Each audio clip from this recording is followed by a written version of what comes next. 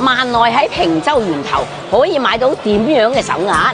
其實翡翠手鐲真係冇你哋想象中咁貴㗎，揾啱源頭就得啦。就好似呢手情底手鐲，就一啲都唔貴，喺自然光睇冰冰皎皎，淡淡嘅情綠色唔會太艷，俾人一種淡淡嘅高雅感。每條手鐲啲水頭都好好，見到都心郁郁。咁我就唔講咁多廢話啦，帶你哋去開咗20幾年嘅老工廠，起貨一條出嚟先。